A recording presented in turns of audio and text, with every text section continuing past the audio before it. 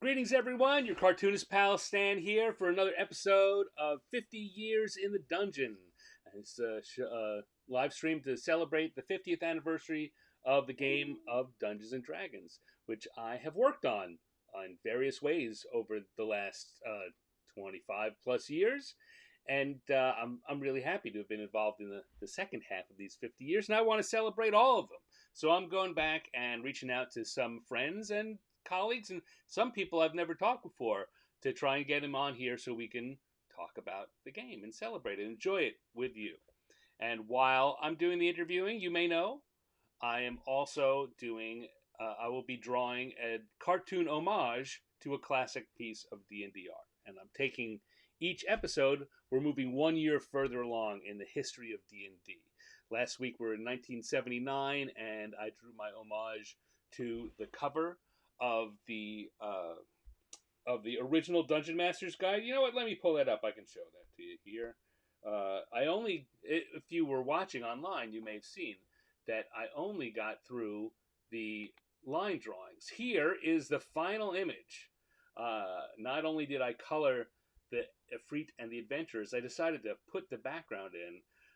Those of you who don't know, Skip and I were talking about this a little bit. On the original book, that background was the back cover, and I decided to fold them into one drawing. So I do these kinds of homages, and if you want to subscribe, sorry, tripped over the word subscribe there. I hate when I have to pitch things. If you want to subscribe, there's a free newsletter for this show called 50 Years in the Dungeon.substack.com. That's the link you're going to go to. You can sign up for free. You'll get kept up on everything that's going on. You will be the first to see the finished art when it's done. Before I release it for the public, it'll all go to you. Also, there are paid levels, which if you want to join, I would tip my hat and say thank you. Doing that will get you access to process videos that show the whole creation of the piece of art. And they will also get you discounts on the signed art prints that I'm making for the art pieces. So, what a deal. Really the best deal. Start with a free. Go and get it free. If you like it, you can upgrade later. 50 Years in the Dungeon.substack.com. It's 50 with the 50, not spelled out. And that's where you can find it. My guest this week is someone I know, though I haven't gotten to talking to him. I haven't gotten to talk to him a lot in recent years. So I'm really happy that we're going to spend the next hour chatting with one another. He's one of the original artists for Dungeons and Dragons, and then went on to be one of the most influential cartographers, I think, in the history of the game. He does all kinds of art, and he's all kinds of fun, and his name is Diesel LaForce. And I'm going to pull him up here, and Diesel's here with us. Hello, Diesel. Hi. Yeah. How's everybody going out there in computer land? One hopes they're It's good to doing be well. with you, Stan. Good to be with you. So, like you said, it's been a long time since we've really been able to have some chats. Right. We've gotten like in passing, we've seen each other at numerous conventions, but Right. never But sat then down in for the that last beer. 5 years, that I haven't been going to a lot of conventions. Even with COVID, before COVID, I'd stopped. Ah, My number of conventions had dropped down. But I generally would see you at Gen Con, and we'll talk a little bit about that, because I know you were really involved with the Gen Con art show for a very long time.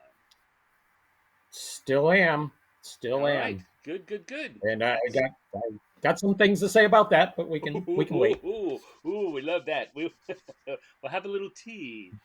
Jeff Grubb is here, and he says hi.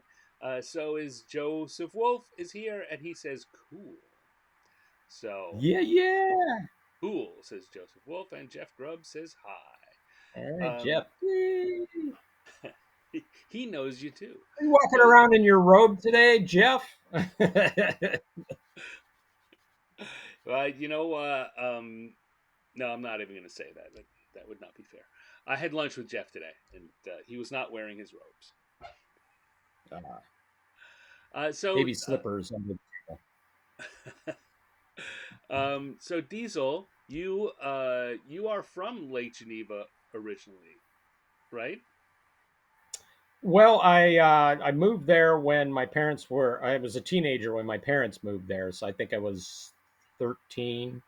So I was living there. I lived there for a very long time. Now I'm just outside of Austin, Right. but most of my adult life and my teenage life is Lake Geneva.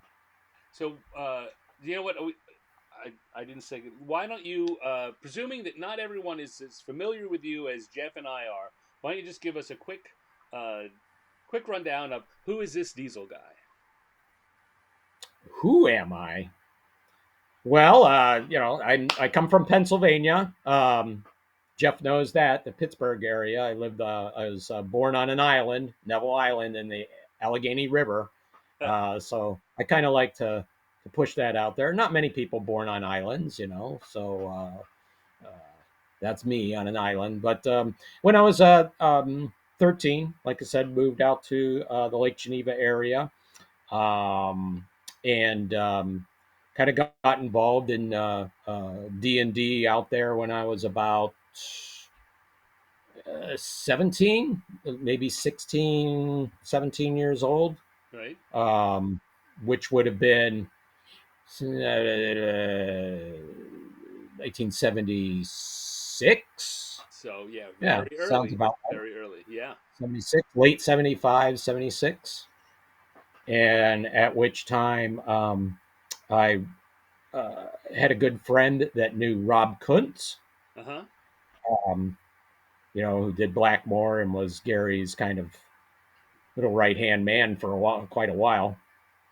And he was my first DM, so I got to experience D&D through Rob Kuntz, who you know is in the thick of it, which I didn't know anything about. I had no clue. I had no clue.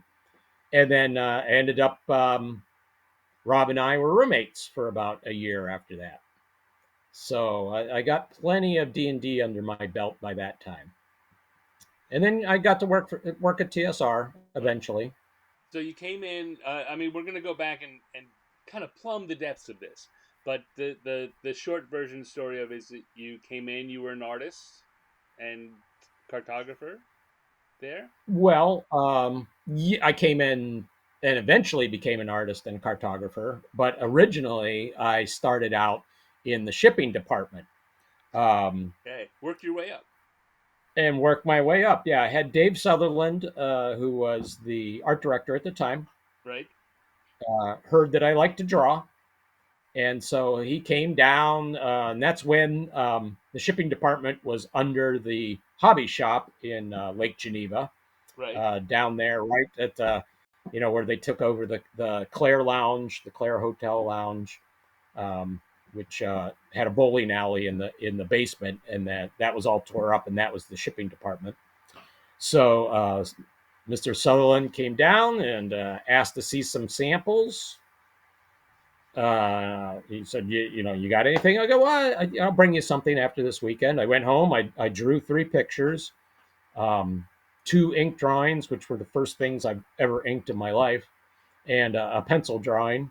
And I brought them in, and he looked at them, and he's like, "Oh, these are pretty good." He goes, "How about if we buy these 2 ink drawings for $35 a piece?" Ooh. And offered me a job as a staff artist. And I'm like, let's see, shipping department, staff artist. Tough call, tough call. Yeah. Yeah. So So just went up. again, big picture. You were there through. I'm perhaps not every year, but through when the company was sold, and then you came. Did you Right. come out to Seattle, or did you stay in Lake Geneva? I stayed in Lake Geneva. I still worked out of the Sheridan Springs Road Mm, building, even after they were sold, up until the time they really had moved most of the people out, and then by that time, then I became a freelancer. no. So still continued to do work for them for a while, and then eventually their main focus was, doing the magic stuff. And I didn't do any magic until recently. I did do some magic cards, and that was just recent. But uh, all that time I worked for them, I started out, like I said, as a staff artist, and then went on to do cartography. Right. So then I became their cartography department. It was just me for a while, um, and it was me and Steve Sullivan before there was an actual department. Right. And then once he left, it was just me. So I was their main cartographer for years. All right. I'm gonna switch over here to my drawing. Come on. There we go. I'm gonna be drawing the cover from the expedition to the Barrier Peaks. Is gonna be our homage this week. While you and I continue to talk here. Excellent. Um, let's go back to how you got started. So you knew Kuntz, you knew that group and got invited to play there. Yeah, with Rob Kuntz. I knew Ernie Gygax from school. He was a year ahead of me in school, and we used to walk home together a lot. He would ditch classes, and we'd walk home from school. It was about maybe a 3 mile trek, so it took a little while.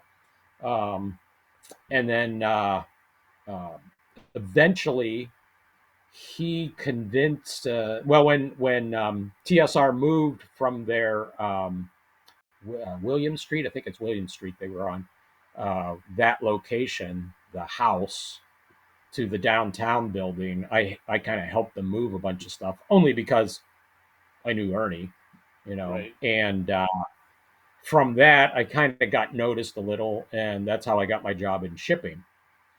Hey, here's a kid that'll work for free, and I got Ernie that's kind of giving me the thumbs up, and he said, hey, hire this guy. He's a friend of mine. So I got the job, even though I wasn't looking for a job. I worked at the Hilton as I did all kinds of things there: front desk, dishwasher, um, receiving. I did inventory, bellhop. Looked like I was going to have a career in the hotel business for a while, but that was not to be. I got coaxed by the dark side. They You got know. pulled into the fancy world of professional gaming. Yes, yes. I just don't know how that happened. That this evil, evil thing. So, yeah, started in shipping. Went to the art department. You know, worked with almost every staff artist that ever came through TSR, which is you know was a great experience all those years working with those people. and Yeah. and not just the artists, the writers and the editors and the marketing people, and it's just a slew of great, great people that worked at that company. It really was. It was different than anything else, that you could have that I could have latched onto. You know. So, go ahead, name drop a few of the people that you got to work with. We can Well, make you look you good know, and promote them at the it same makes me look good. Yeah, yeah.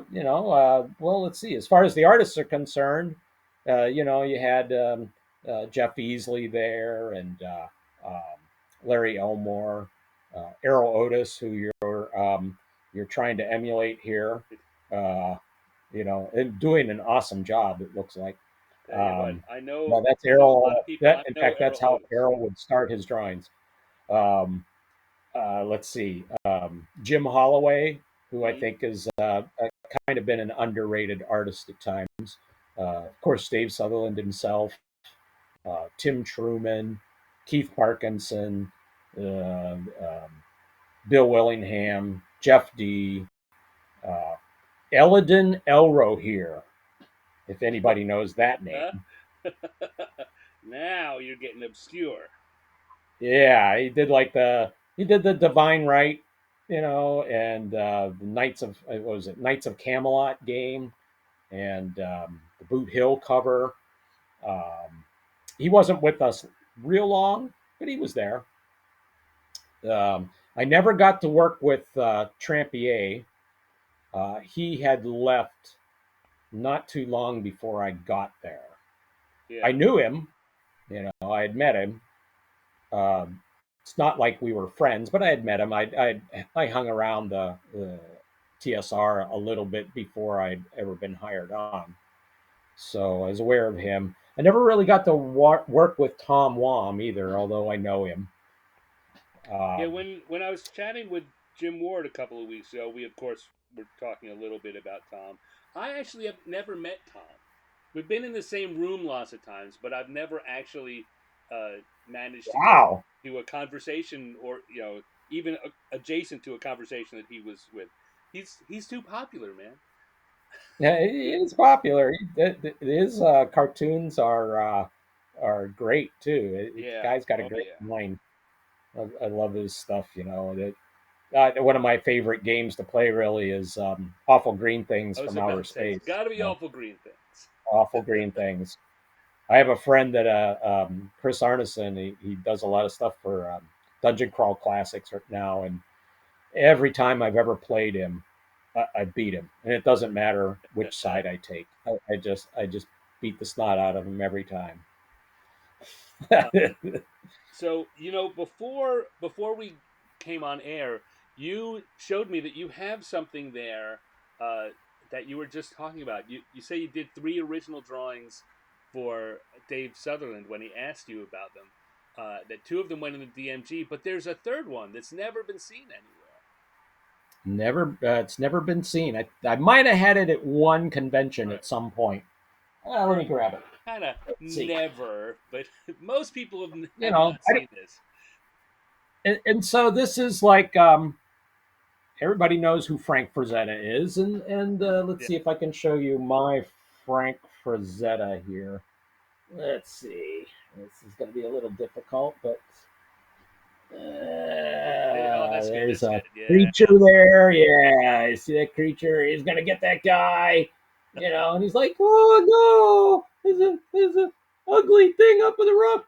And this guy, I mean, he doesn't even have any armor on or anything. Look at him. He's got bell bottoms. He's got a sword that's got no decoration on it whatsoever. Oh, I can get it.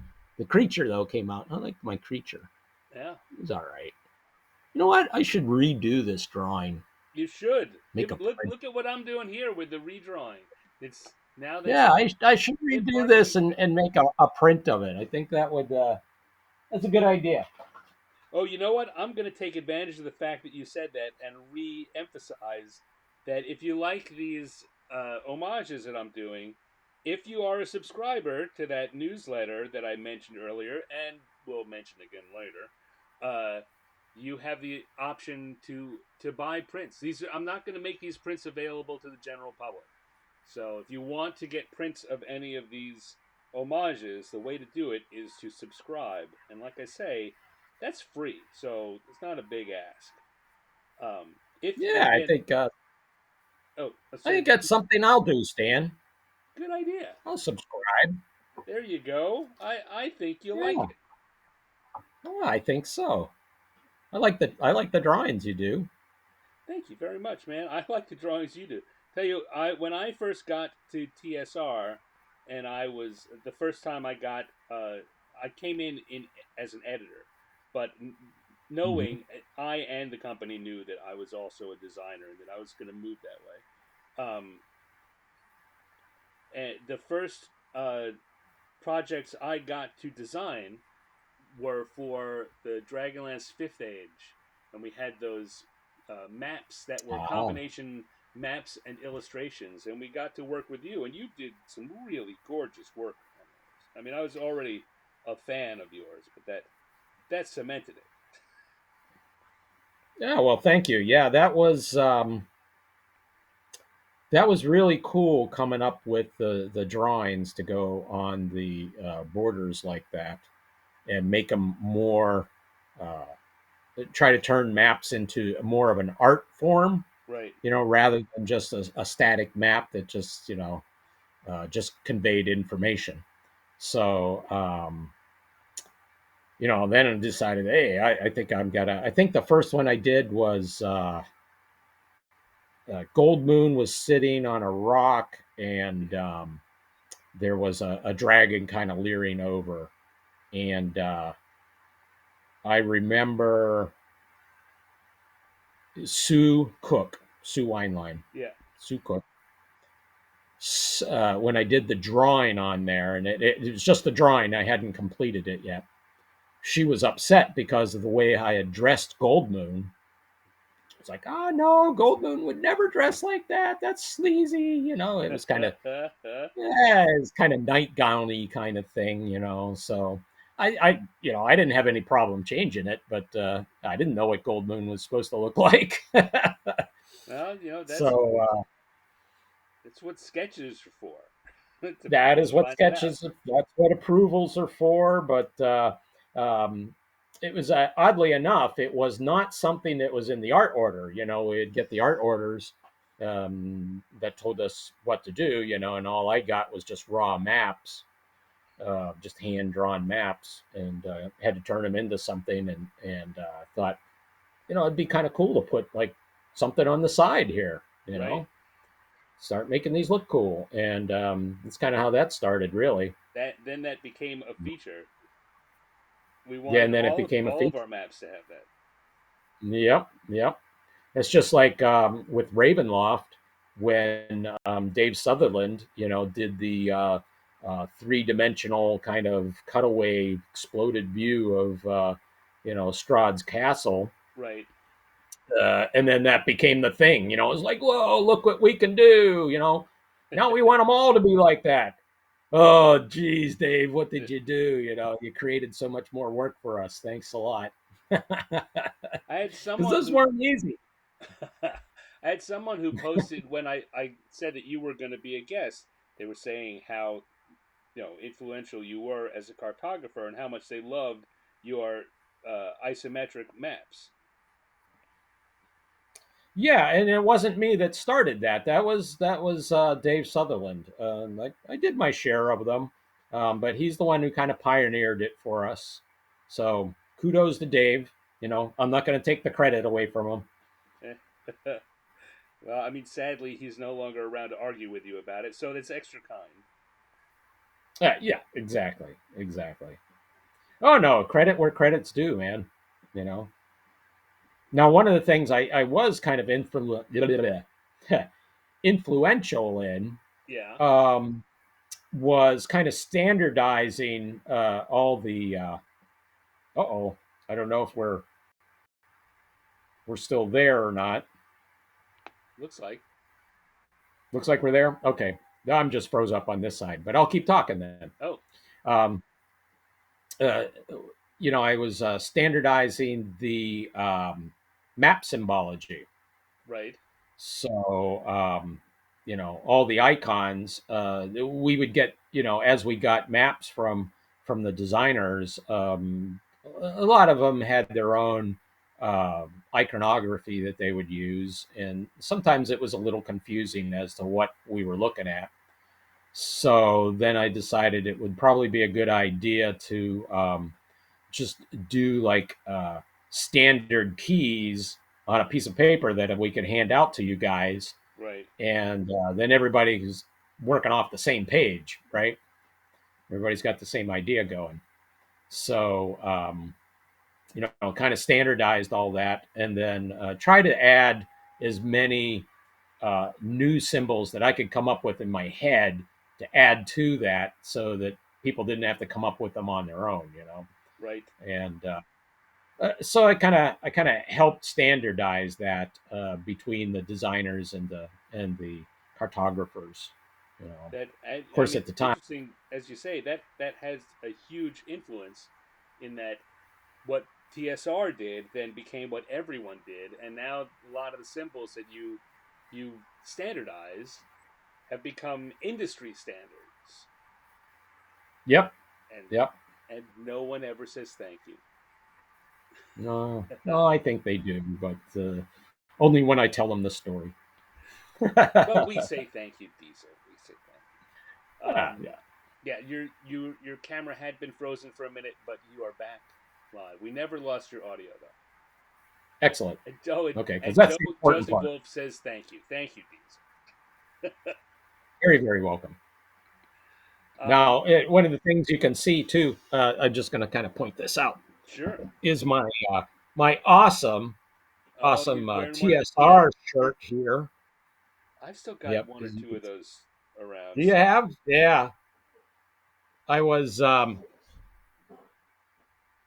did. I was involved in that Eye of the Beholder documentary, which came out a few years ago, yeah, and I'd run into one of the producers at a con after that had come out, and he was relating the story that somebody was asking, and it was like, where did Diesel get that really cool shirt, And it's like well, he got it from TSR. He worked he there, got it. He got it you know. from being on site, from being one of the guys. Yes, he was there. I mean, come on.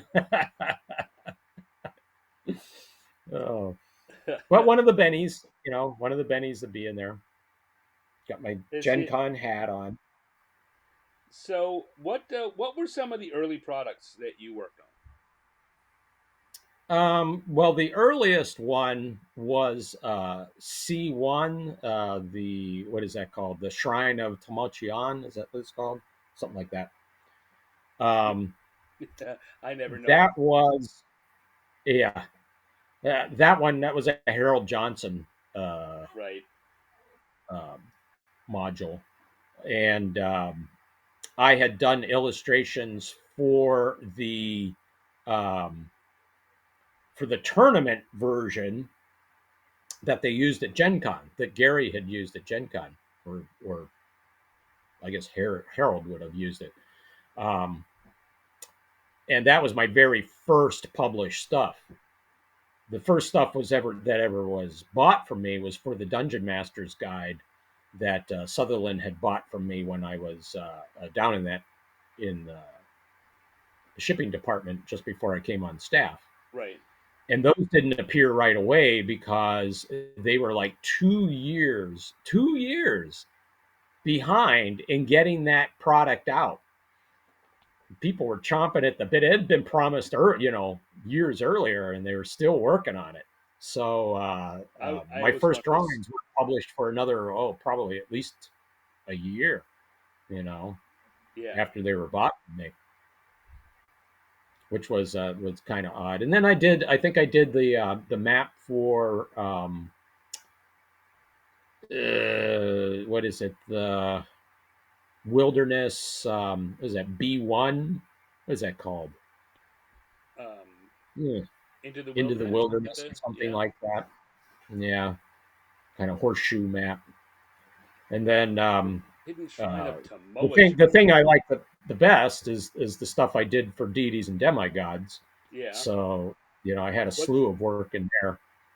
what were some of the pantheons you got to work on for deities and demigods? So I did like a lot of the Norse, American Indians. I think I did a little bit of the Arthurian guys. What else was in there? A couple of the Japanese. Is it Japanese? Yeah, Japanese. Uh, my favorite I did the god of the lizard man, and I can't remember his name, but I was trying to channel Trampier when I did that thing. I did a pretty nice job on that. So um, that was yeah, and then some filler pieces. I think I did something an illustration in the back where characters are in the ethereal plane, and I did a drawing towards the front of a somebody with a marionette, which was a warrior, just kind of showing a DM controlling a character, basically like a marionette, Right. and and the DM, the controller, was me. So that's my only uh, That's your that's only my only appearance in the game. self. Yeah, yeah. So that was me on in that. And then I've actually I've probably worked on just about every product line that TSR put out as far as role playing is concerned. Um, because I started in like 1979, Right. early 1980, somewhere around there. So D&D and Boot Hill and Gamma World and Planescape and Birthright and Spelljammer. The list goes on. Dragonlance. Uh, Man, there's Star Frontiers. Did There's a lot of stuff. ship designs and Star Frontiers. That was fun. Always liked science fiction stuff. Doing spaceships is fun. Yeah. Well, So all those product lines and more. Ravenloft. Gosh, I mean, there's a slew of stuff we put out, isn't there? there was. There sure was. Did you have any personal favorites? My personal favorite stuff is some of the Dragonlance stuff I did. Um, a lot of the Planescape stuff. I really liked the doing the Planescape because it was all freehand. You know, Right. uh, really no rulers. Used. This is everything's freehand practically. Um, and the Birthright because I got to come up with the look of the Birthright map. So I think that was the one product that I got to do, from the start, the conceptual look of the product line for their cartography. Right. Had to give an old world feel, and I but something that somebody else could mimic too, because I'm not going to be doing all the maps. But if we're going to have a cohesive look, it has to be something that can be mimicked, Right. but not so simple that somebody with a box of crayons could do it. Still has to look professional. So I even got to meet with. I had to meet with Lorraine on that one quite a few times, and That's she gave me photographs of from museum maps of what she was looking for, yeah. and I told her why she couldn't have that kind of style. No, other people got to be able to do this, so I'll have some elements of that in there, but you can't have that. right. It's got to Right. be workable. It can be Yeah, reminiscent of it, but there's a reason why that's in a museum. exactly, exactly. And those things were works of art back then, for sure. Right. Um. What what were the what do you remember what those references were? What it was that she was coming Oh, back geez. on? Specifically, she did bring some East Indian cartography, in photos of a lot of East Indian stuff. So she wanted I mean, I don't remember specifically a map, other Yeah. than kind of what they look like, but there were like big, illustrations in the middle of them, elephants and palm trees and the monkeys, and they're taking up huge chunks of map land, the Right. surface, and and then cities over illustrated and stuff, very very flourishy. And I had to tell her, I said, it's like, look, I can give you an old world feel, but I can't, over embellish it like that because people got to be able to use it. You know, Right. I got to show where the city is. I just can't, have a city that's 2 inches tall in the middle of a map. It's got to be a lot smaller. So you're not going to be able to do that. We have to have type that's legible, that people can read, not this fancy script. Um, and it has to be something that can be replicated over and over again, by other people or even by me. I mean, we can't, reinvent the wheel every time we come to this product. Right. Right. You know what? I mean, I've a lot of. I mean, Lorraine is a complicated figure in the history of D&D, and I really have no interest in making this podcast into one where we start grinding axes. And a lot of people have axes to grind. But do you have overall? Was your relationship with her good? Oh yeah, no, I had no problem. Um, I will tell you a little story. Sure. So I had been let go from TSR in one of the famous purges. Yeah. I couldn't believe it because I was the only cartographer they had at the time, But I kind of fought it tooth and nail when I was let out the door. I'm like, you can't fire me. I'm the only one that does this. But they did, and so I ended up being freelance at home doing all these maps for them. Right. Well, I was Right. making a lot more money than anything. So that was right at the time where Lorraine went from being just the head of finance to taking over the company. And I thought to myself, and then I was invited back. Um, Mike Martin had asked me if I, would come back as a cartographer specifically, and so I accepted. I came back, and that was only after uh, maybe 4 to 6 months of not having a job with them. So Right. it wasn't a very long time. So I came back, and I thought to myself, well, you know what? If I stay under the radar and I'm unnoticed by Lorraine, I won't ever lose my job, right? So I'm just going to be this little mouse in the corner, and I'm never going to be. I will make sure she never knows who I am. So I'm back there about a week, and I pass her in the hall in the front offices. I'm like, oh no, there she is. I just walk by her quickly, Yeah. and I start walking by her, and she goes, "Oh, hi, Diesel. How's it feel being back?"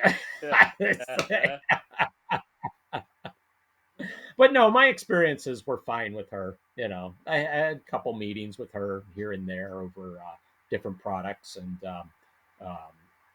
she was never. She was always receptive. Yeah. Yeah. Like I Not said, hard to work with.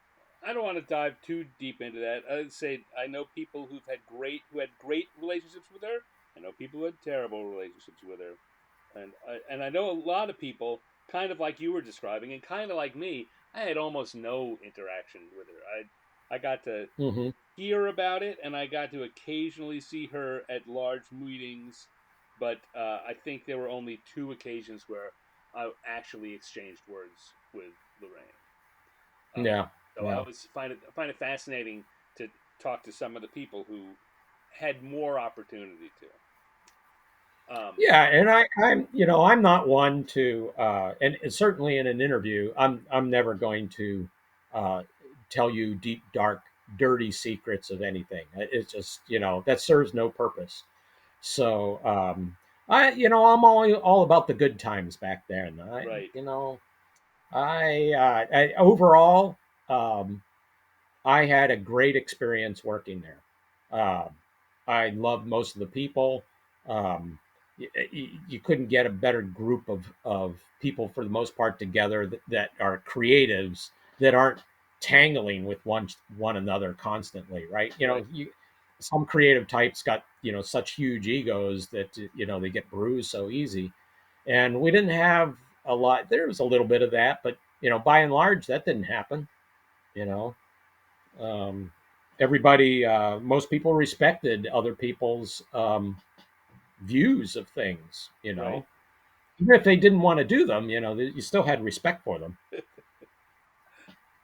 Um, Even you, Steve, even me, and even I'm you, terrible to work with. you're an ogre. All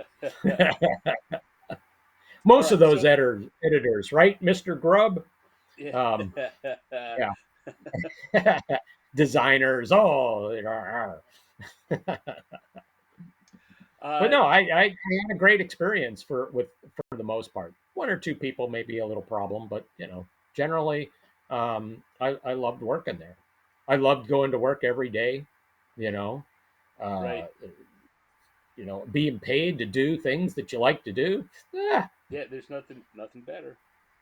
nothing better. Then Nothing it's not a better. job anymore.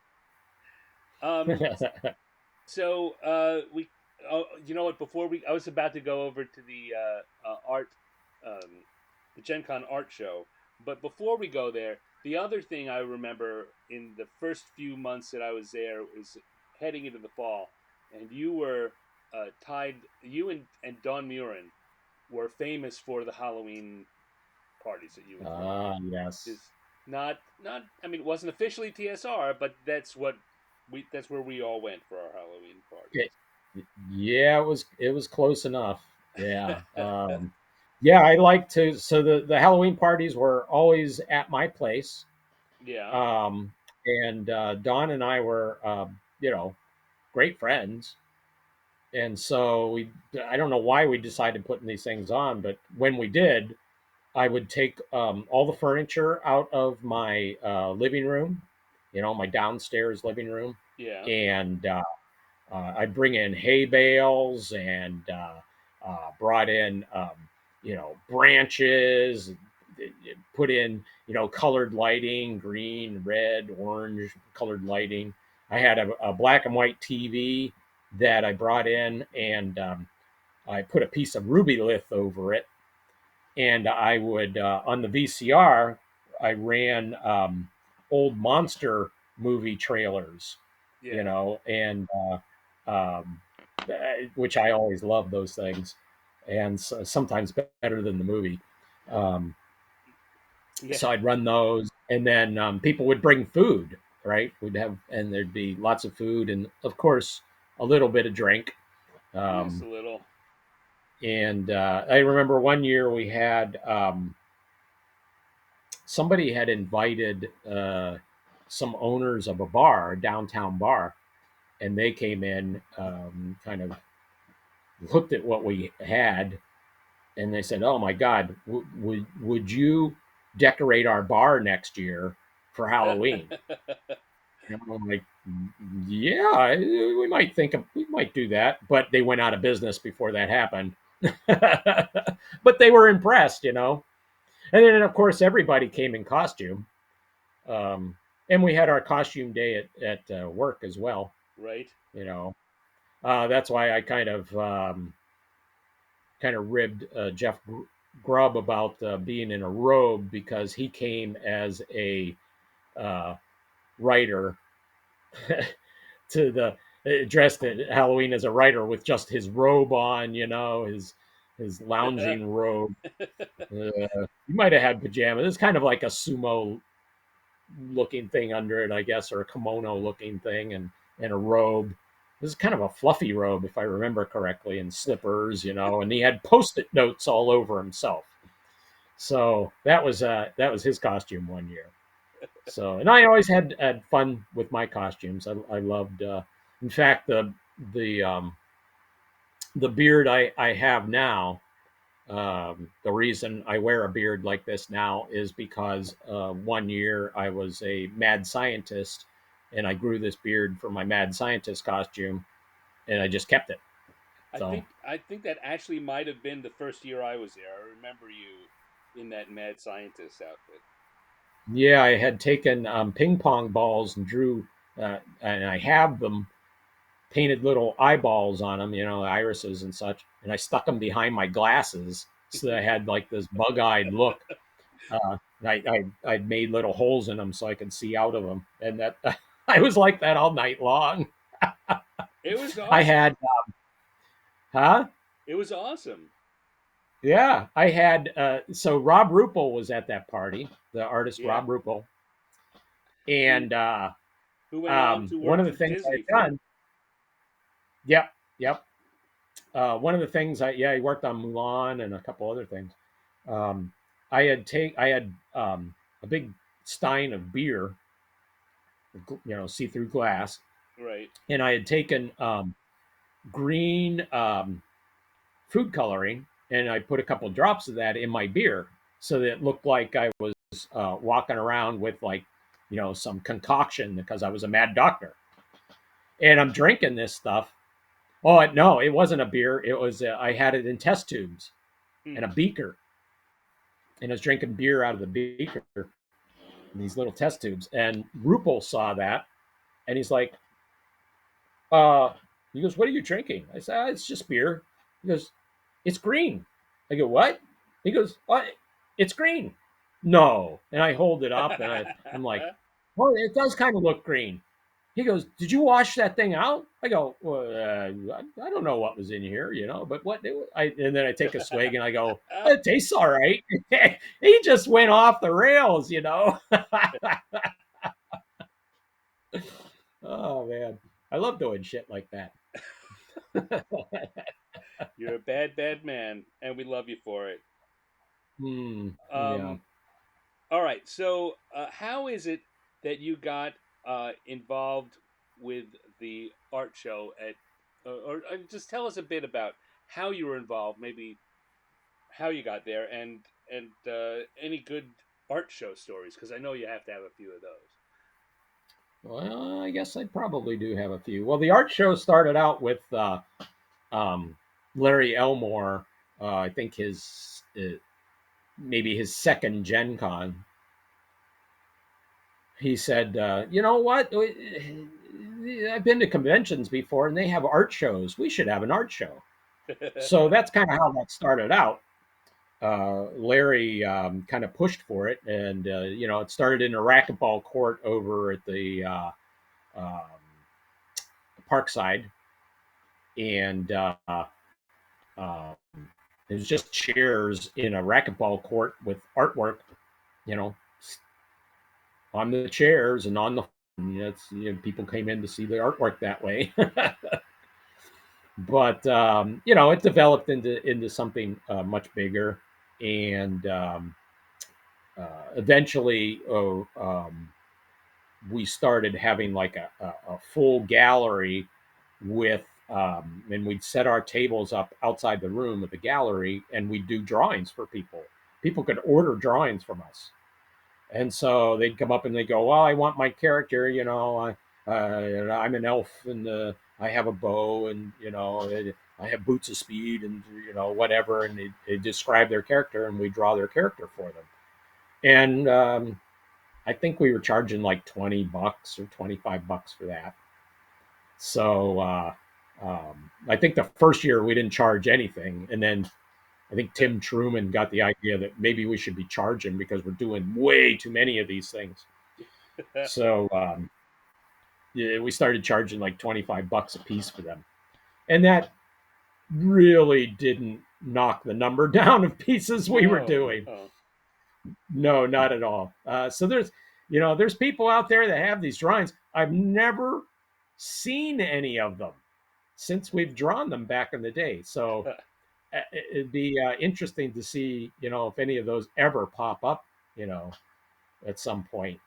Um, my God, somebody's got to have some of those things, right? Yeah, I mean the funny thing is I mean, um you think about it, and how many of the people who got them didn't realize these are the same guys that are such and such, or in the years past didn't realize, oh, this happens to be by Larry Elmore.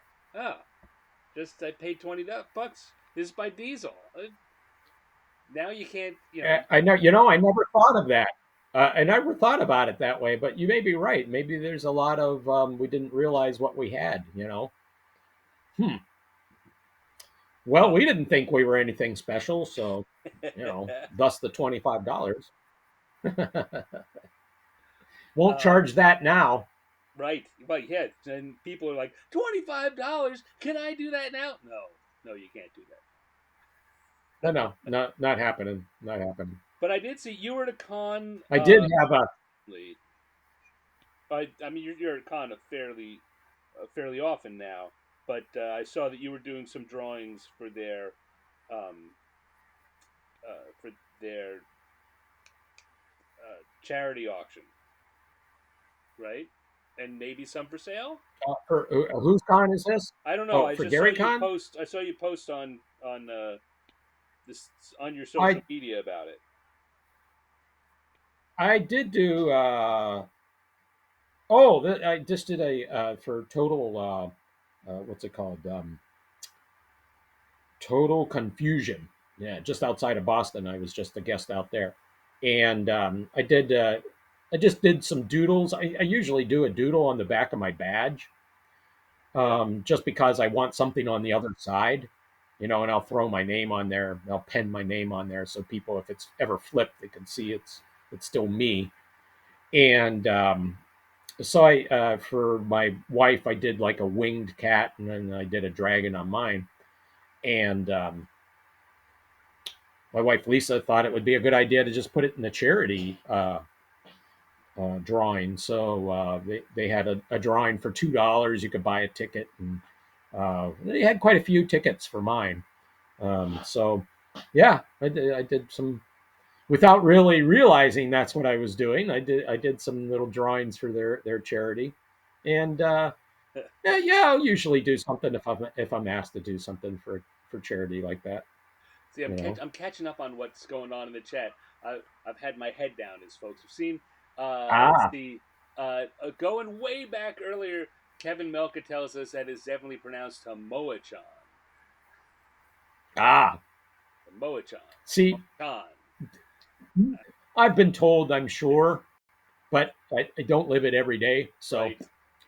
thank you very much. Joseph Wolf asks, did Diesel produce the map of Zack Sarath for the first Dragonlance adventure? That doesn't sound familiar. Uh, some of this stuff I have to see physically to really Right. remember. Right. Um, I don't really recall doing that one, but it's possible. All right. Well, that that's all we can ask. So, sorry, Joe. No good stories Yeah, for you. don't Oh, know.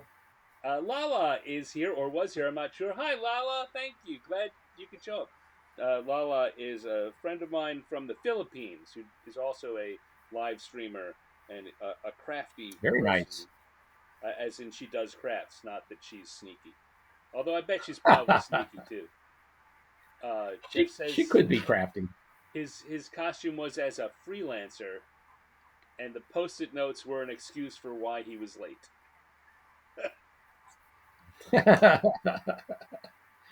They're probably ideas, but okay. That's yeah, excuses. We'll go with that. At least half of them. um, so when you went freelance, what was it? What was it like working? Because you'd been in house from the late '70s or early '80s, more or less straight on to '97. So 15 years Correct. anyway, 15 or more years. What was it like to then Yep. be uh, freelancing? Well, it's a little scary, to go from a steady paycheck to now I have to, you know, dig out my paychecks from somewhere else, right? So So um, same as today. it was a little scary that way. Um, Aside from it being scary, though, working freelance like that, it's kind of a different animal because when you're on staff and you get a project, you can always go to the designer or the writer and you can ask them questions, right? Right. And you can get more insight maybe on what they're looking for or some clarification or do a design and show it to them and say, hey, do you like this? Is this like the feel that you're looking for? Right. Like you were When saying you with go Sue Wine, freelance. like you were saying you I'm did sorry, with what? Sue like you saying happened with Sue Wineline on that Dragonlance map. Correct. Yeah, and which was a very easy fix. Whereas when you're freelance, you go through. It's more of a process of I have a laundry list of things they're looking for, and hopefully I've interpreted everything right. I do what I can, and then I present it, right, and maybe I'll hear back in a few days. It's usually not right away, unless it's something that can be cleared up with a phone call, Right. and then it's waiting, right, and then sometimes you have to redo some things almost totally over, or huge swaths of something because it just isn't what they were looking for. Right. Um, Also, with doing freelance, you end up working with people you've never worked with before. And so sometimes it's hard for them to communicate their visions to you, and it gets all messed up too. You know, um, I did. There was a magazine that came out. I think it was called Dark. Let me think about this. Dark Journeys, I think it was called. Yeah. And I had this guy, the editor. It was like these anthology stories. The magazine was a bunch of anthology stories, and he wanted to start every different story out with a silhouette of whatever the theme was for the story. So if it was a horror story, that would have a silhouette that was evoked something horrific, like a werewolf Right. or something like that. If it was a science fiction, then there would be a silhouette of a spaceship or a ray gun or something like that. Um, so I told him, I said, well, you know what? I said, that's kind of boring. Why don't I'm going to do something different. And this is not going to be a silhouette that you put like at the top of your page, and then you start a paragraph under it. I'll do it where it goes right down the middle of the page, and you'll have your columns on either side. And I'll do something very elaborate, but still uh, is just something iconic. The ray gun or the robot Right. or whatever it is. And he was like, "Well, I don't know." He didn't know anything about me or anything. I was just recommended to him. And I said, "What? I tell you what, I let me do one, and I'll show you what I mean." So I sat down. I did five of them. They just was like, "Oh, these are too good. I'm just going to Right. do them." I did five of them, turned them in, and he was like, "Oh my god, this is so great." So instead of just doing what I was told, I was able to convince him to allow me to kind of expand upon what he already had. But that's difficult to do at times because people have their visions, Right. and if they don't know you, they don't trust you enough to give them a product that they'll be satisfied with beyond their vision. So going freelance was a little bit tougher in that regard. Um, did you get to work with the same people that you had been? So I know that you and Dawn worked a lot together in the last few Uh-huh. years. Uh, did you get to continue to work together when Um, freelancing started? for a little while, but then they just kind of they had their own department of mappers out there, cartographers, and I was working more with the magazine then at that time than on their products. So, um, I was working on Dragon magazine for them, uh, rather than Right. products that WotC was putting out. So very little WotC stuff after once they took over and pulled everybody out there. Right. And then I kind of floated back and forth between. I got out of art for a while, then back in it, and then out of it, and back in it. So I'm kind of like this jack of all trades, master of none kind of person now because I've done so many different things. Right. So now, it's a good segue there. Now you're doing a lot of work on sculpting. You've gotten into doing sculpting and such. Um, what kind of stuff? And can you show us some? Yeah, so a number of years ago, good friend of mine, Chris Arneson, he he sculpted a little, just private stuff for himself. And he showed me some of them, and he's like, "Yeah, you should try this." I'm like, I can't sculpt. And in fact, I think I was still at TSR at that time, and I just refused to even try it. Right? I'm like, nah, I've never sculpted. I don't know how to do it. I'm not going to even try it. It'll just come out like crap. I'll just I'll just draw. So it was over at least a year or two of him kind of prodding me a little anytime I'd go over his house. So one day we just sat down with some super sculpey. He's like, "Here, just try something." So I did this dragon head, and I went, "Wow, it actually looks kind of cool." I took it home, I finished it, and I was working with somebody doing some. This was Robin Rabb. She was doing like garden items and stuff out of concrete. She was sculpting those herself and making her own molds and stuff. And I was helping her do the pours.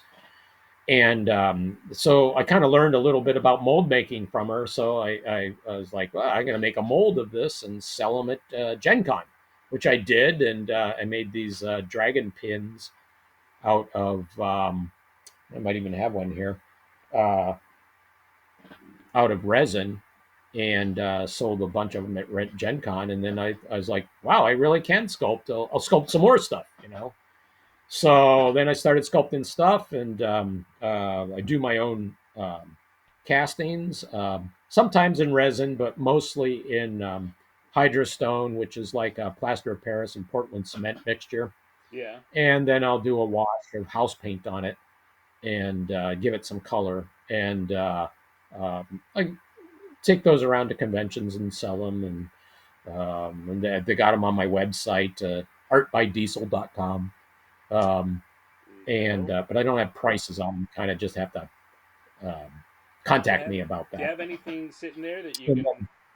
then I do. So let's see. One of my earlier pieces, and I hope you can see this, is it's a dragon box. Dragon box.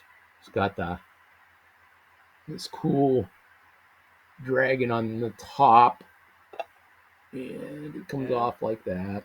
a nice little design on the You know, side. There's a nice little kind of like badge on the side of a dragon. Um, I really like these. And then I also started doing sculpting for convention, North Texas role playing game con just outside of Dallas. yeah, It's between Dallas and Fort Worth, and they wanted me to do trophies for them. So I do a number of trophies for them now. I do a, Circus Maximus trophy, which is a first, second, and third place for them. I do a gladiator trophy, which is a gladiator holding a severed head. Very nice. yeah. And Very then nice.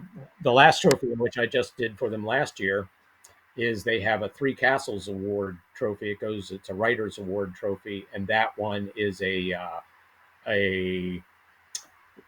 scribe or a wizard sitting at his table writing, or coming up with an idea for a writing. He looks Right. kind of like a wizard, but I got the.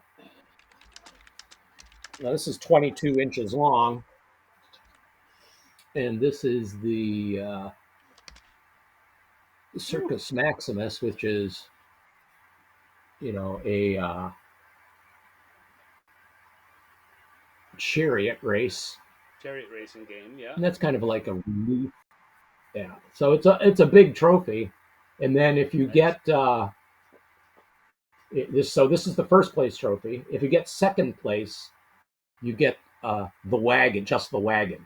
Okay, and this is designed so that that wagon will fit in front of this to give it kind of more of a three-dimensional look. Oh, nice. And then if you get a third place, you get just a wheel. You're the third wheel. And you can put that in front of the wagon, which goes in front of this, so it really has a depth to it. and that's what they wanted. Something I came up with that idea. They wanted at first they wanted. Well, I think horses you could get separate from the chariot, and then a man in it. I go, so you want a model kit, right? And I'm not going to do a model kit, but we'll do something else, and that's what I came up with. So let's see. Uh, And if people are interested in this and they aren't lucky enough to find you at a convention, it's artbydiesel.com. correct. So this is the second place award. There you go. But yeah, artbydiesel.com. All right, I will try to I have remember. a number of prints too, but Yeah, those aren't up on the those aren't on there yet. So I just not too long ago had somebody revamp that whole thing for me, and we got to get it nailed down a little better than it is. Get some prices on there and some other material that I have that's just not on there yet. right. We'll Um, get to it. yeah, I know that feeling. My website is also down for repairs, and it's been that way for a while. And I'll get to it sooner or later. I'll get to it. All right. Mm-hmm. Mm-hmm. So that's where we're going so far on this drawing. Ed It looks worked pretty out this, nice. and it's not. It's harder to get it done in an hour. Yes. So the Joe has uh, pulled up a big quote, and I don't know where it's from. That that cites Mm-hmm. you as being the person that did the isometric map he was talking about, which is great, Joseph. But if Diesel doesn't remember it, he still doesn't have any stories. Okay, I'm sorry. I got distracted for a moment. What was the question? Let's say that no, the that question about the map, the Dragonlance map from Zach Sirach, Yeah. uh, Joseph found a reference. I don't know where it's from that talks about it, and you are cited as being the person that did the map. So Okay, then I probably did. true, but you Yeah. still don't have any I guess stories. if you told me what was on it, I might actually know whether I did it. But it's a fold out map. I'm guessing, Yeah, right? Yeah. probably. I bet I've done thousands of Yeah, maps, that's the just problem, right? thousands. It's like And, a map. Yeah, a city. Oh, yeah, no, yeah, I've done a few of yeah, those. yeah, thousands. Joe says it's huge. So yeah.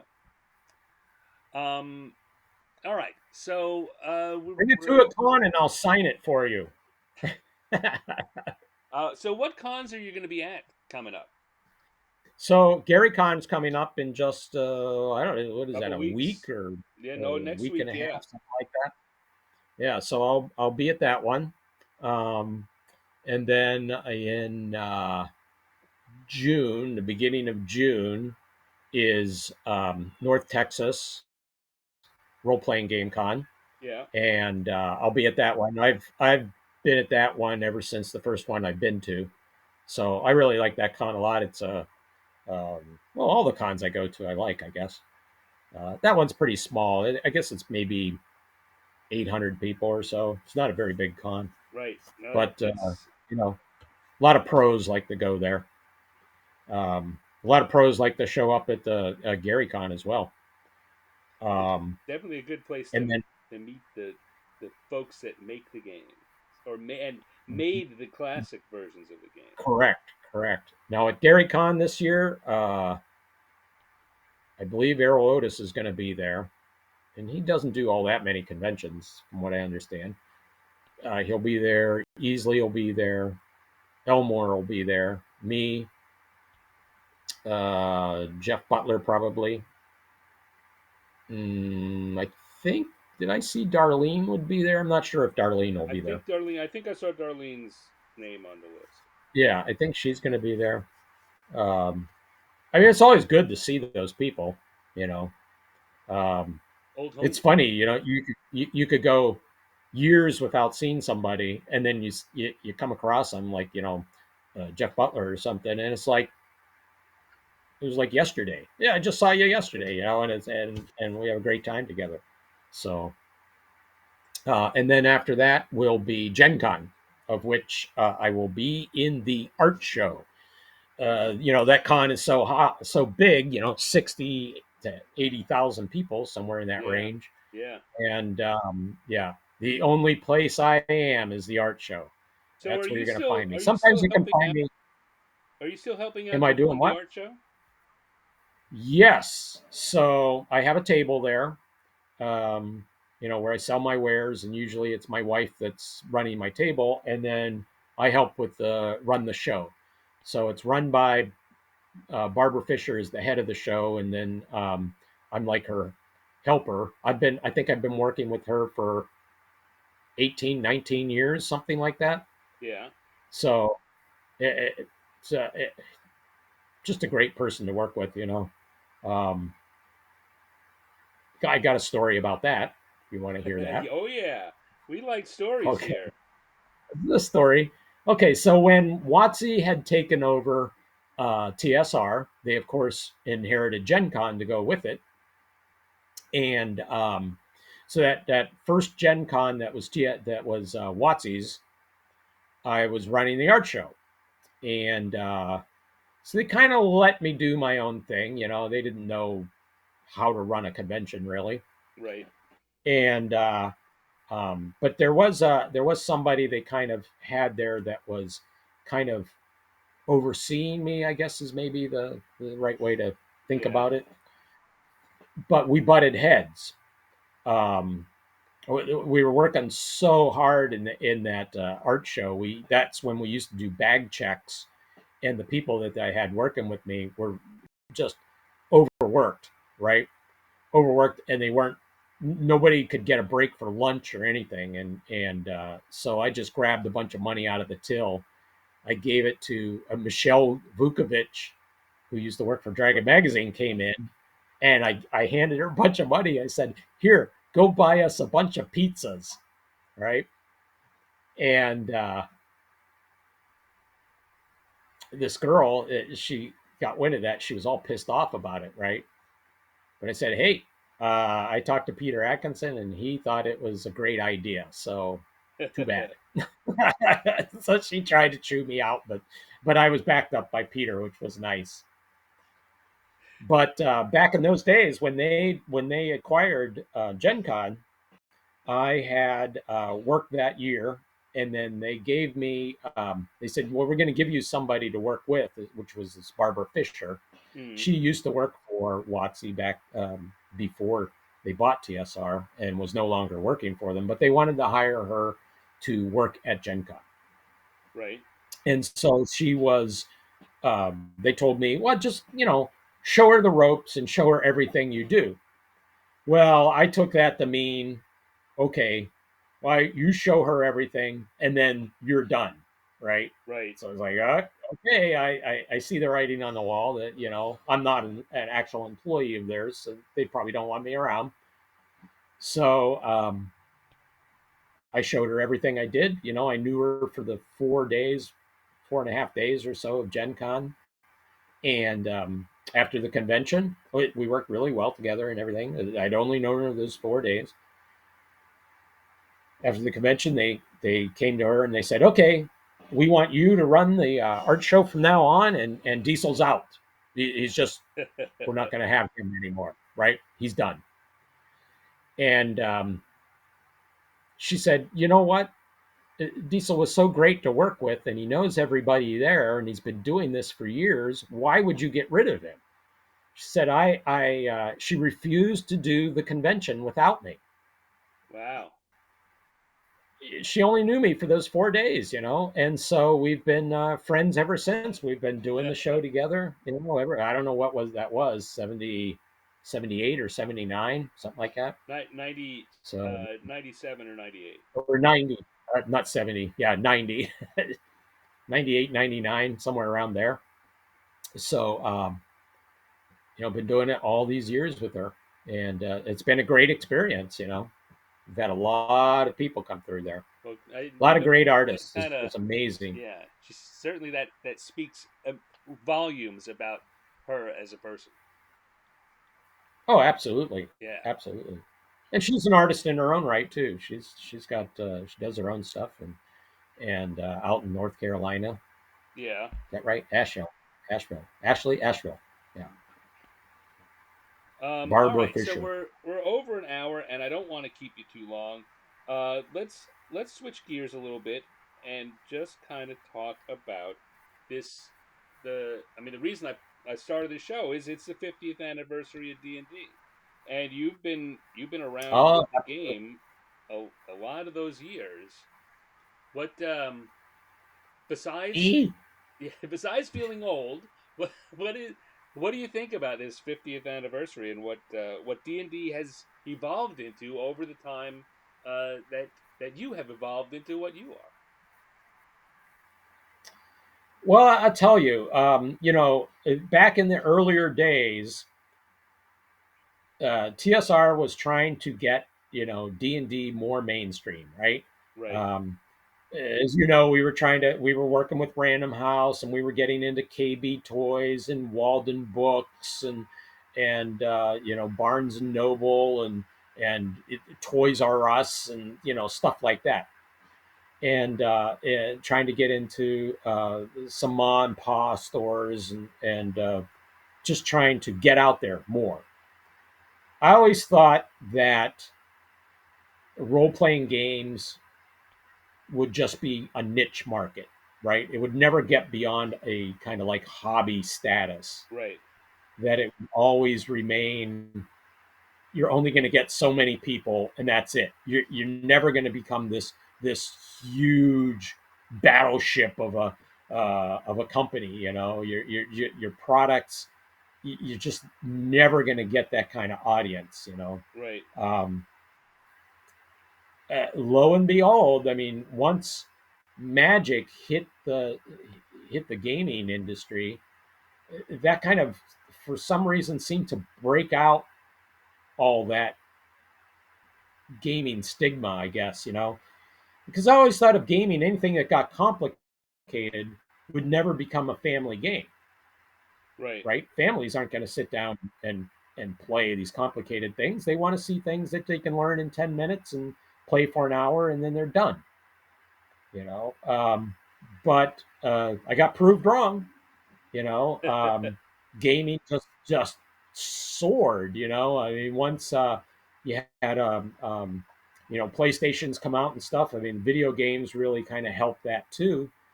Uh, but and I thought that would just corner the market and really push us down.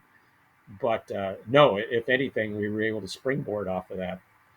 And now you have all these, it's just so many games coming out and so many people playing games. right. It's incredible. You go into Walmart and you look at the gaming section they have.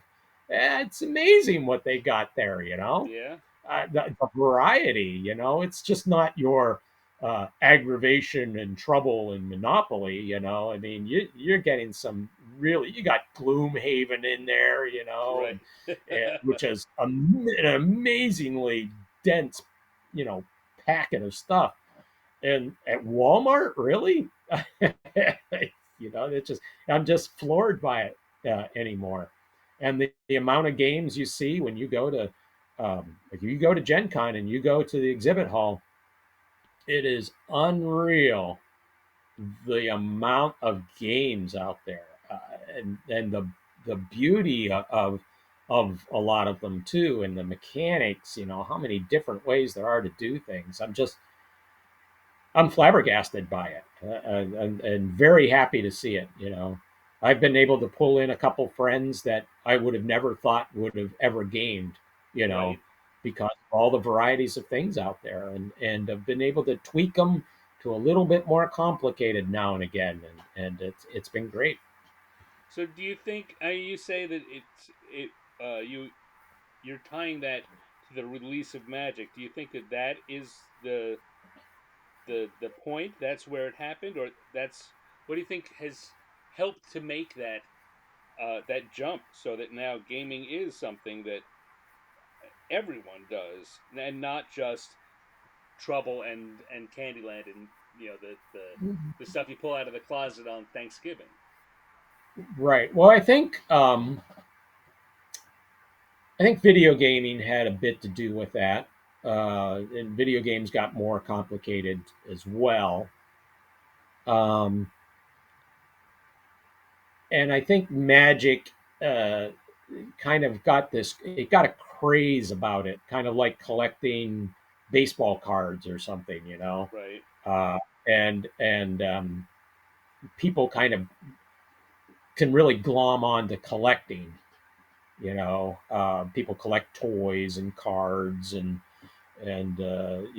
movie paraphernalia and stuff like that. And this kind of just fed into that, and that kind of was a started to be kind of a backdoor way for people to go from the fantasy settings of Magic to the fantasy settings of D&D.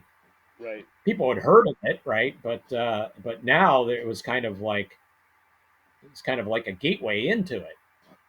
You could do this card game, but then you could do this more complicated thing, D&D, where you can play things, and it doesn't seem that much harder than the Magic. So I think I had a lot to do with it. Um, I don't think that, at least from my experience, I don't think that the way D&D was marketed or anything really um, brought it to the forefront of gaming or anything. But people just seem to have an appetite for games too. You know, Right.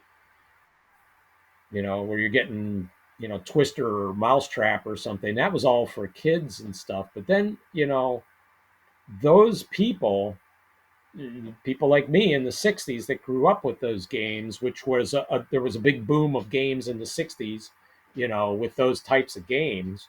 A lot of kids played those, but then when they became older, then they kind of had a nostalgia for that kind of stuff, but they Right. wanted something more complicated than Mousetrap. You know, Yeah.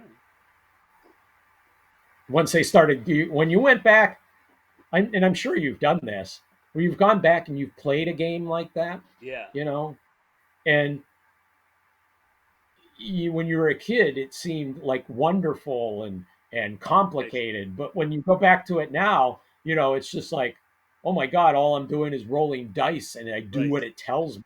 You Well, it's know, interesting. I uh, mean, I spent a bunch of time doing work for younger players, and there has been in the last 20, 30 years a lot more studies done on how people learn and what kids want at a different age. And there are several ages where what they want is complete randomness.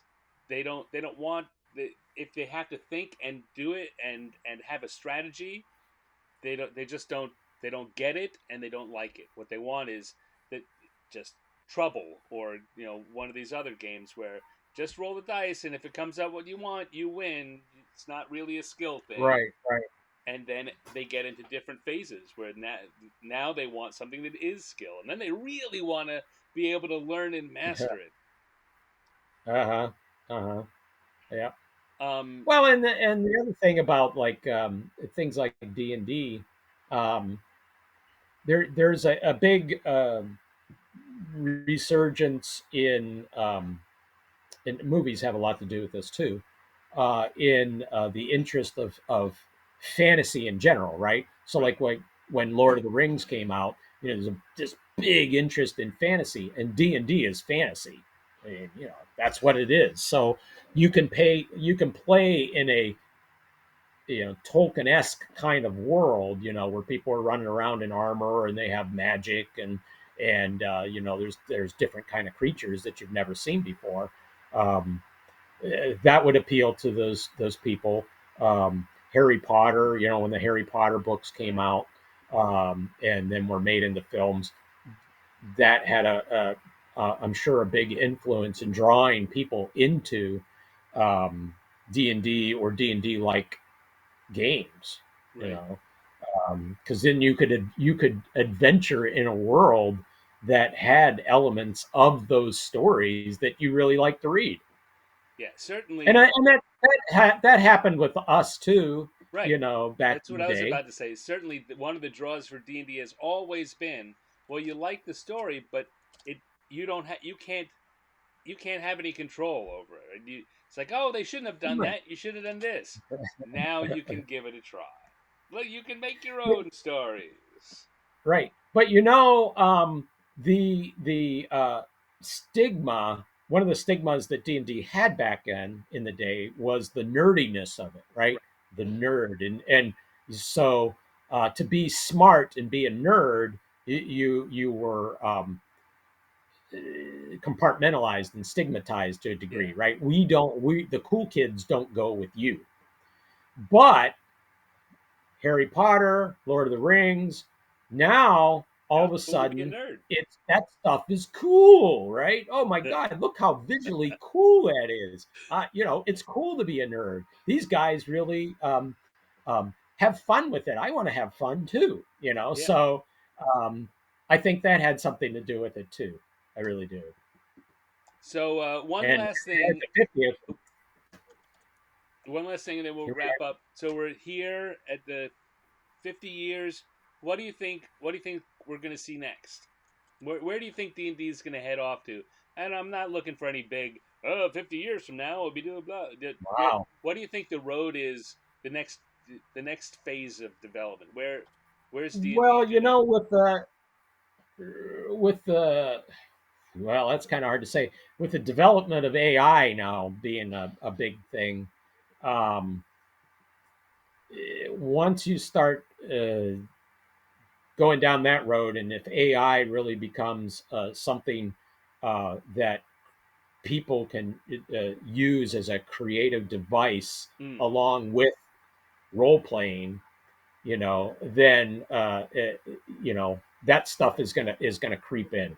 right. Whether it be uh, maybe you do animations on your computer, right, of certain creatures, and you'll go, okay, you come across a bugbear, and this is what he looks like, and you Right. show the bugbear like running around, and he's got weapons, and he can growl, and it's like, look at this cool creature. This is what you've Right. got. Um, so you can use AI to create these creatures for you to show your players, right? You can use maybe you can use it like I'm gaming right now with a guy where he's generating maps, and I'm sure there's some people that do this. They generate maps on a television screen that he's got set into a table, right? Right. Big television screen, and so you have kind of an interactive environment to a degree, right? So you can you have a woods at night, and it's got sound effects with wolves howling in the background and a creepy looped music that goes with it, and on your map, you can see the trees rustling, and you can hear the wind, right? And there's flashes of lightning that lights things up every once in a while, and so um, and you take your little miniatures and you put them right on top of the TV screen there, and they're in the environment. Very cool, very cool. So that kind of visual mapping is going to help propel D&D a little bit too. So AI is going to play a factor in that for sure. All right. Yeah. Well, So I did. So my wife slipped me a note. yes. And I did say that I have the artbydiesel.com, Right. but she said, go to Facebook, Diesel LaForce. Okay. And you can contact me through there. So that On is probably the better way to contact me. on Facebook. So, Just as it here's here, I don't have to type anything on the screen. Diesel LaForce on Facebook. That's a great way to find you and yeah. keeping it up on what you're doing and what's coming next, and where they can buy those cool things when your store is ready. Yeah. I mean, they can, if they want me to, yeah. Yeah. I guess so. Yeah. Artbydiesel.com will have the pictures of them, but some of that stuff. And then you can see some of the stuff I'm doing at the convention, some of my sculpts and things. And Right. And they'll find And out when you're going to be at conventions and all the good stuff. yep, yep, and still doing conventions, man. We're getting older, but I'm still pretty healthy, and I don't. I can walk around, and I can, Yeah. I'm a jack of all trades, so I'll get up on my roof and work on my roof if I have to.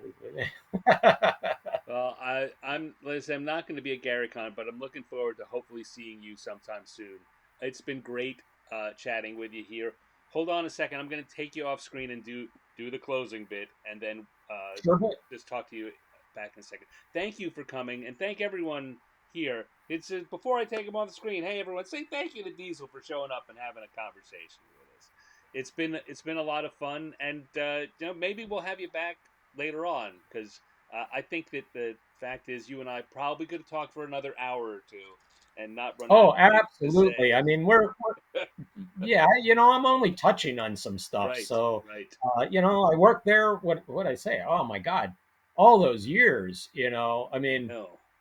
I think I could come up with another story or two. So, I'm yeah, sure you've got yeah, a couple of things that you remember. We got to get you before yeah. you start forgetting.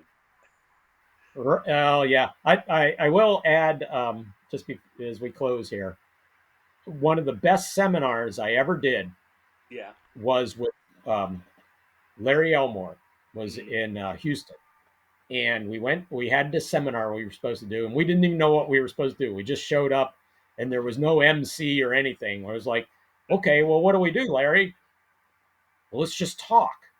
So we just sat up there and did Those reminiscing for an hour, and everybody told us that that was the best experience that they have had those for are a seminar on D&D. It was just reminiscing. that's I So, mean that's the stuff you can't get anywhere else. Those are always the best. and that's what they were so happy about, because after the seminar we're like, well, I hope we didn't bore you, and they're like, no, are you kidding? No, you gave us information. We never would have gotten this anywhere else. That was just gold to them. So it felt good to um, entertain people for that hour. Yeah. I don't think I'm all that entertaining of a guy, but yeah, Well, not Diesel, like you, Stan. I'll let you in on a little secret. That's my whole thought behind this show. That's it. So I can get people like Diesel out here. Everyone will love it. Yeah, yeah. Okay, All right. well, it was a pleasure. Yeah, I'd be Likewise. happy to do it again in the future. Awesome, awesome. We'll work that out and see what get some dates. Let some other people get in first, and let them fiend for more Diesel, and then we'll bring it back. So hold on a I sec want a while hard I do the outro, and we'll chat a little bit. So thank you, everyone. That's it. We're gonna wrap up there. Leave them wanting more. Well, that's all you're getting from Diesel this week. As I say, I'll try and get him back on the show later on. You were watching me do the sketch of my cartoon homage to the expedition to the Barrier Peaks. I'm going to finish that piece. It will be shown to the people who subscribe to the newsletter for the show, 50 Years in the Dungeon.substack.com. That could be you too, because this is completely free. Free subscribers will get to see that sometime in the next couple of days. Everyone else is going to have to wait until next week sometime. So check that out, please. It would mean the world to me. Uh, Diesel is going to be at GaryCon next week. I'm not, so I'm going to be back here with you, and I hope that you will join me. In the meanwhile, other places you can find me are my Instagram, which is instagram.com/Stanex, which has all the art that I do. Anything that I release publicly will wind up there on the Instagram. Um, if you want to get deeper into the world of Stan, you may want to consider going to my Patreon, which is patreon.com/Stanex, Stanex. That's my name on most social media, wherever I can possibly make that happen. So yeah, look for me. I'm around. I do stuff. We will be back or I will be back next week with another guest who will also not be at GaryCon. I believe that's supposed to be. We talked about him a little this week. Jeff D, the artist Jeff D, who did a lot of work on early Dungeons and Dragons modules and rule books. So we're going to be chatting. Come on back and catch some of that. Till then, thank you everyone for showing up. Thank you to Joseph and Linnea and Jeff Grubb and Barry Bletnick was here. Lala was here. So many people. I'm not going to get them all, so I'm going to stop there and just say thank you all, everyone who showed up. I'll be back tomorrow night for an episode of Random Encounters Live. The probably on any channel you're watching this, I'll be here again doing that. So you can check that out too. Anyway, till next time, roll for initiative.